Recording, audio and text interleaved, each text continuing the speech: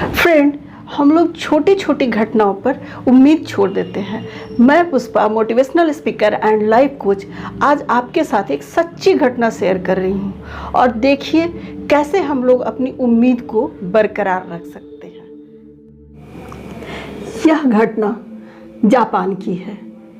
एक मकान मालिक अपने 10 वर्ष पुराने घर में कुछ परिवर्तन करना चाह रहा था।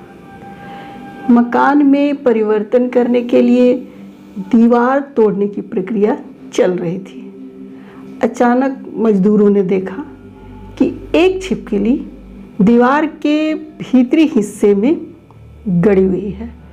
सबसे बड़ा आश्चर्य इस बात को लेकर हुआ कि वो जिंदा थी और सब उसे हैरानी के साथ देख रहे थे। सब इस बात से हैरान थे कि आखिर उस छिपकली को भोजन पानी कहाँ से मिल रहा है। और सबके आश्चर्य का ठिकाना नहीं रहा जब उन्होंने देखा कि एक छिपकली मुंह में खाना दबाए आ रही है। दीवार में एक छोटे से छेद से उसने अपने उस छिपकली को जो गड़ी हुई थी उसके मुंह में भोजन दे दिया।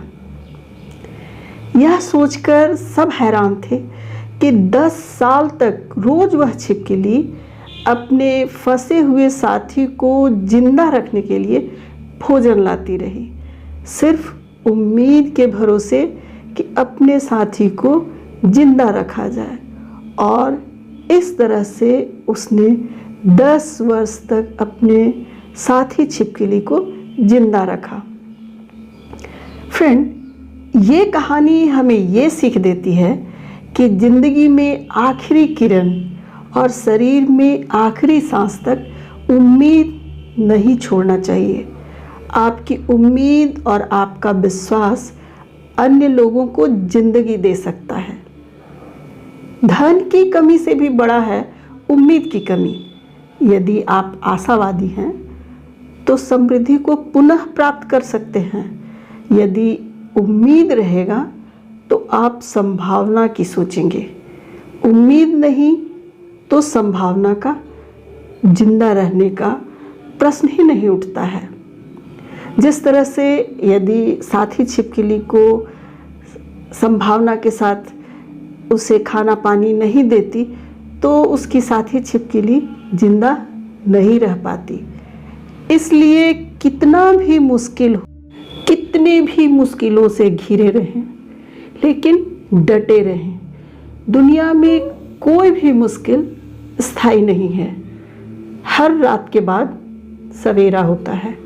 लेकिन एक बात याद रखिए, बिना कार्य के उम्मीद रखने से हल नहीं निकलेगा। उस छिपकली ने 10 साल तक भोजन पहुंचाने की मेहनत की, इसलिए उसका उम्मीद भी जायज था।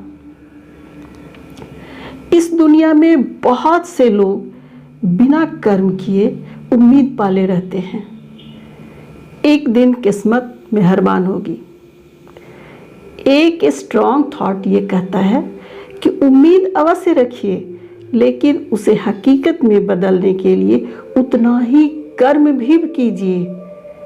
अगर कर्म नहीं करेंगे तो केवल उम्मीद से कुछ नहीं होगा। इसीलिए नेपोलियन ने कहा है कि हे ईश्वर, तू यदि कभी विपत्ति देने वाला हो तो मेरा सब कुछ छीन लेना, लेकिन मेरा उम्मीद छोड़ देना। ये वीडियो आपको कैसी लगी? यदि अच्छी लगी तो प्लीज़ इसे लाइक करें, शेयर करें, सब्सक्राइब करें और साथ ही साथ बेल आइकन को ज़रूर प्रेस कर दें, जिससे कि अगर मैं नई कोई वीडियो अपलोड करती हूँ तो उसका नोटिफिकेशन आपको सबसे पहले मिल जाए। और साथ ही आप अपने कमेंट्स ज़रूर कीजिए, क्योंकि आपके कमेंट्स जो हैं वो मुझे बहुत मोटिवेट करते हैं। आप हमेशा उम्मीदों से भरा रहिए, स्वस्थ रहिए, सफल रहिए। इसी कामना के साथ मिलते हैं फिर नेक्स्ट वीडियो में।